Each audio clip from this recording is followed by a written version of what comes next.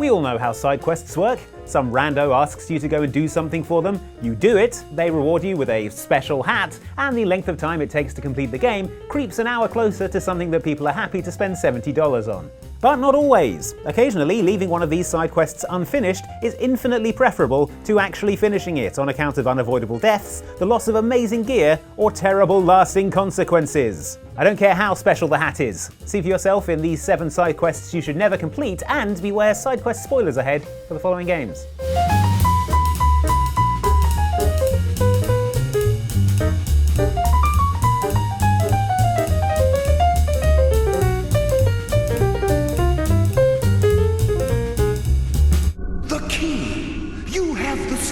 Key. I never thought I'd see it again. And Mercer Frey? Then it's over, and my death wasn't in vain. Here's a fun fact about me. I've played several hundred hours of Skyrim, but haven't actually finished the main story. That's because in my opinion there are hundreds of other more interesting things to do with your time in Skyrim than just tracking down a big dragon and hitting it until it dies. Things such as becoming the head of the Dark Brotherhood of Assassins. You've saved us all, and for this, you have my eternal thanks. Or becoming the Archmage of the College of Winterhold. You have proven yourself more than worthy to guide the College of Winterhold. Or rising to the top of the venerable Skyrim Thieves Guild, a brilliant questline that sees you undertaking all manner of daring heists, and also burning down beehives for some reason. There is one quest in the Thieves Guild questline, however, which gives you one of the most incredible items in all of Skyrim, an unbreakable lockpick known as the Skeleton Key of Nocturnal. You loot this from the body of Thieves Guild traitor Mercer Frey, after showing him what a bad idea it is to cross a Thieves Guild member who is also the Archmage of the College of Winterhold and the head of the Dark Brotherhood. After this quest, you move on to the penultimate quest in the Thieves Guild questline, called Darkness Returns, in which you're tasked with returning the skeleton key to... Hang on. Return the magic unbreakable lockpick? What kind of rinky-dink Thieves Guild is this? Whatever damage has been caused can only be corrected by following the pilgrim's path to the Ebenmere and replacing the key. Haha, yeah, no thanks. There's a very simple solution to this problem, and that is simply to never finish Darkness Returns. That way you get to keep the skeleton key, which will grant you guaranteed access to any locked door, chest or gate in the entire game without having to worry about breaking or running out of lockpicks. It is fantastically useful, and while you do miss out on some perks by not finishing the Thieves Guild questline, I think being able to go anywhere and open anything in the entire game kind of makes up for it. And what are the Thieves Guild going to do about it? Get mad at me for stealing things? Exactly. They really should have seen this coming. Excuse me, miss. Something wrong? Does it look like something's wrong? Well, you look kind of upset about something. Perhaps you don't understand what it's like to be disgraced as a woman. To have people gossip about you and turn from you in disgust day after day. In Rockstar's cowboy 'em up Red Dead Redemption, main character John Marston is trying to redeem himself for the deeds of his past. Deeds that we later found out after playing Red Dead Redemption 2 were mostly sitting around a campsite watching other people eat stew. Not exactly a welcome home party. Well, you warned me. Still, John is looking to get some ticks in the good side of the karma spreadsheet, and as such, always looking to help the helpless, disadvantaged, and wronged individuals that make up the side missions that can be found scattered throughout New Austin. One of these missions, known as the Wronged Woman, can be found at the church in Blackwater, but if you're really looking for redemption, take our advice and never finish it. It starts innocently enough with John talking to Clara, a woman who used to work as a maid for the Thornton family before falling for the man of the house, one Harold Thornton. Clara goes on to tell you that she became pregnant and that Harold's wife kicked her out as soon as she started to show, leaving her destitute with no money from Harold to help raise their unborn baby. I would be so grateful, sir. I'll see what I can do. I mean, seems like a slam dunk, right? Or at least it does until you head to the Blackwater Saloon to confront this Harold, who seems a bit confused by your accusations. Look here, laddie. I'm not sure what you're accusing me of. I'm just here to enjoy the tables. And confusion quickly moves to outrage when you ask him for the money, and in the Old West, outrage is just one short step away from openly dueling in the street and... Oh wait, here we go. So you have no choice but to gun Harold down in the street, at which point you can retrieve the $200 that Clara needs to set up a home for her baby yourself. Clara is grateful, but sad that Harold is dead and vows to go to his funeral to pay her last respects. Hurry, I can make it to his funeral. So regrettable, but ultimately we did the right thing. Right? Are we Red Dead redeemed yet? Well, hold on a second, because a few days later you get a prompt to stop by the cemetery where Harold is buried. Here you'll find his grave, along with his grieving widow who lets you know that Clara, apparently a stranger and not someone who worked in their household, was laughing at the funeral. I can't understand how strangers can be so cruel. And therefore, it looks an awful lot like you just got tricked into robbing and murdering an innocent man. I'm sorry for your loss, ma'am. Take care. Or to put it another way, we got Red Dead reduped. You hate to see it. What makes you think you're in trouble now? The other day, I received a skitali and a note. Someone left you a piece of wood and a letter. I can see why you're frightened. Phidias was an ancient Greek artist whose statue of Zeus at Olympia was one of the 7 wonders of the ancient world. He also appears in Assassin's Creed Odyssey, although here his role is more to repeatedly tell you how hot you are. Ah, you are a welcome sight. Your beauty brings light into the darkness of what has become my life. I mean, I'm not complaining. Earlier on in Odyssey, you help Phidias flee from Athens after he is targeted by the secretive cult of Cosmos. This takes no small amount of effort that it would be a real kick in the teeth to waste by having Phidias, say, die unexpectedly while you're out doing other stuff. And yet, that's what happens if you do the side mission known as Art Leading Life, in which Phidias reveals he has received a coded message and he needs you to travel to various statues around Greece to find symbols that will help him decode it. Once I have the clue, I can decipher it with the skitali. All in all, there are 4 statues you need to scour for code-cracking symbols, like a Dan Brown hero, but even hotter than Tom Hanks. Alongside the statue of Zeus, there is one of Aphrodite, one of Theagenes, and one of Poseidon, but once you've achieved this feat, you can head back to Phidias' workshop to claim your reward. This won't be an easy task, but whatever the messages reveal must be important. The sight of him on the floor, having been brutally murdered. I should have never doubted that you were in danger. Cool, glad I bothered. So, what's the issue? Have you not listened? This DJ Travis, he is terrible. Makes me want to go back in time and prevent radio from ever being invented. Vadim. It's true. Don't listen to my brother. Someone needs to get rid of him. We need a new DJ for the radio. Traversing the blasted radioactive wasteland of Fallout 4's Commonwealth can be a lonely business. Thankfully, there are companions who can brighten your journey with pleasant conversation. Someday, super mutants kill everything. Actually, I might travel alone for a while. For those solo journeys, there's always Diamond City Radio, the radio station out of the settlement in the converted Fenway Park that plays the hottest hits of the late 40s and early 50s.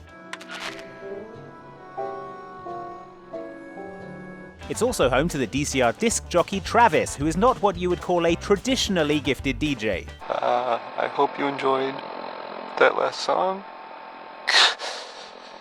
Okay. This here, well, please. Okay, it's Cole Porter, I guess. That's fun. Travis is a shy, awkward, unconfident radio personality, and your mileage may vary here, but I love how weird his radio broadcasts are as he struggles to find the right words. Coming to you from, the jeweled green, the green, the great green jewel of the Commonwealth. It's Diamond City Radio! Makes bad jokes. Here's a 60-minute man, and, let's be honest here, he's not talking about how long his naps are. And occasionally tries to drop important plot-related nuggets of info for interested players. Nick Valentine is back in town. He was gone for a while, and some people, who are totally not me, thought that... Well, they thought he might be dead. Or destroyed, or whatever. Anyway. Basically, Travis rules, and I'll fight anyone who says otherwise. Problem is, there is a side quest in Fallout 4 which, if you complete it, robs you of Travis forever. Not because he dies or anything like that, but because, horror of horrors, he becomes confident. The quest, aptly titled Confidence Man, comes from one of the locals in Diamond City, Vadim, who has a plan to increase Travis's confidence that starts with hiring people to start a bar fight that you convince Travis to take part in and win, helping him get a date with his crush, Scarlet. Go talk to him. Okay, I will. I'll go see him now. Thanks. And then you and Travis going to rescue Vadim from raiders because Vadim is an idiot, as we established when it turned out he didn't think Travis was a good radio DJ. Travis, I am surprised to see you here. Hey, Vadim. I'm glad you're safe. Finish this quest and now Travis will be permanently switched over to a new confident Travis who has none of the weird charm of the original and instead sounds like a sleazy barfly trying to convince you to invest in his NFT scam. Just another day in the Commonwealth, huh, folks? Here's something we can all stand to think about a little more often. It's Happy Times by Bob Crosby. So now you're stuck forever with this rubbish Travis, unless you kill him, at which point a small child who sells water will take over. Hey, so, that Travis guy is dead. This is Shane Kowalski, seller of fine water products, and I guess I'll play the music from now on. Marginally better.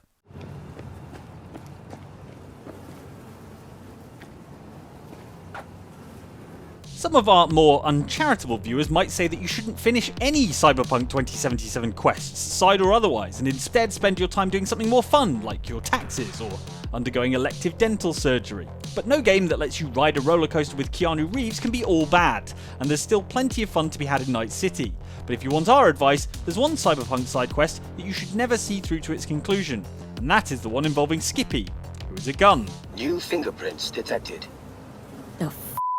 Skippy is no ordinary gun, however. Skippy is a very chatty gun. Skippy, seriously. Increasing volume by 66%. Name. With no concept of irony.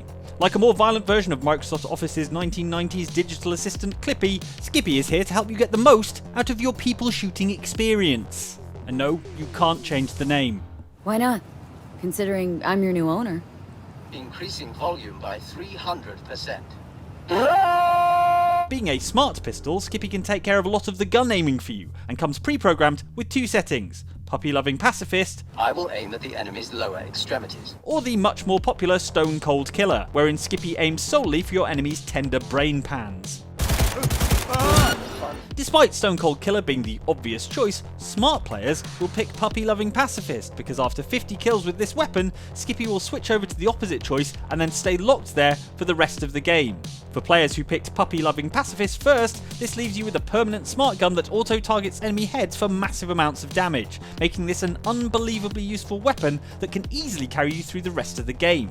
The trouble is that after using Skippy for a while, players will be given another quest to return Skippy to its original owner, one Regina Jones. User, please return me to my real owner.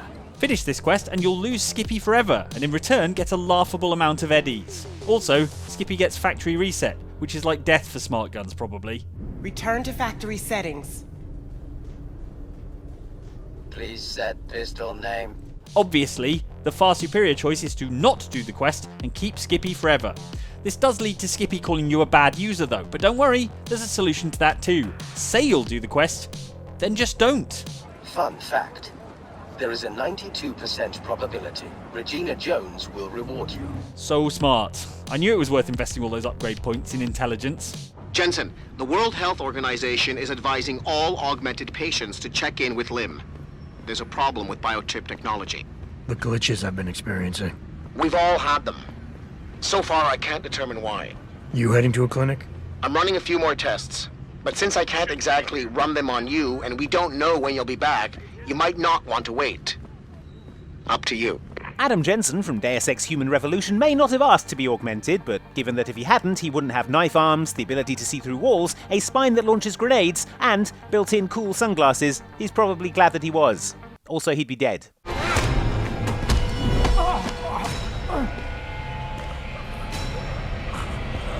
But as anyone who's ever owned an iPhone can tell you, cutting-edge technology only stays cutting-edge for so long, and pretty soon you'll have to upgrade it if you don't want people laughing at your last-gen cyberlegs. That's exactly what happens during Deus Ex when Adam's augmentations presumably go out of warranty, and he starts immediately experiencing glitching, malfunctions, and random shutdowns.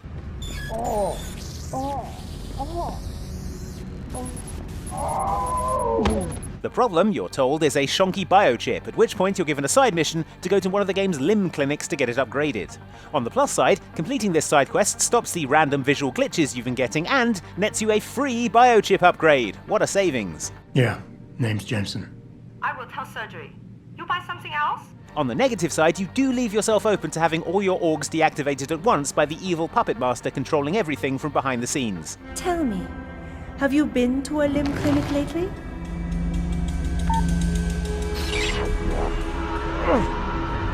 No! This would be inconvenient at the best of times, let alone when you're about to have a fight with a living, breathing Body Worlds exhibit, which is, wouldn't you know it, exactly when it happens. Dispose of him, Namir. And this time do it right. So finish that side mission and you'll be tackling this confrontation without any of your fancy augmentations, or indeed any kind of reliable heads-up display at all, due to your robot eyes constantly rebooting themselves like they think turning themselves off and on again is going to fix things.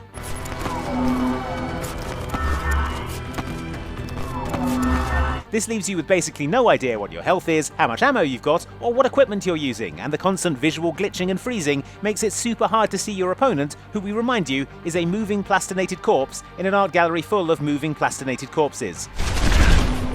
There's a lesson in this: never upgrade software.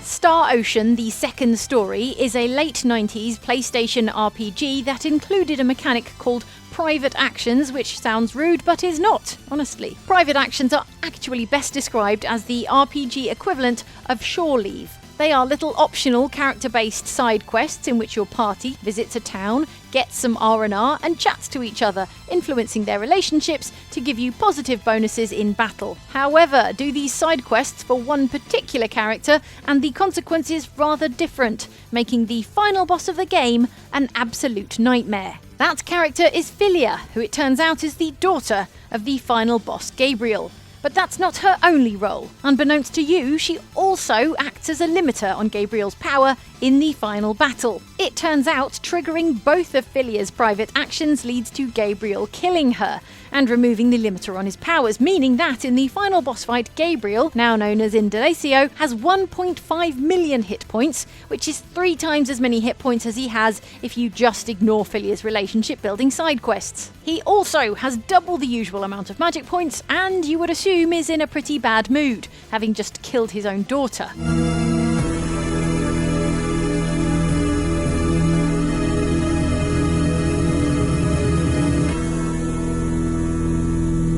Anyway, look forward to getting owned in this boss fight, which is now approximately 3 times harder, all thanks to the fact that you spent some time being sociable.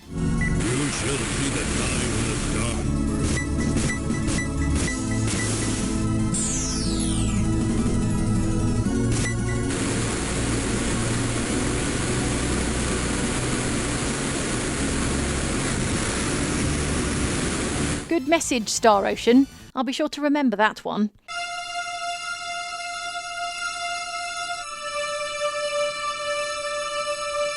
Hey, thanks so much for watching this video about the side quests you should never complete, but I've got a side quest for you and you should complete it. I'll give you a special hat or something. Your side quest is to watch one or both of these videos. Up here is one from us.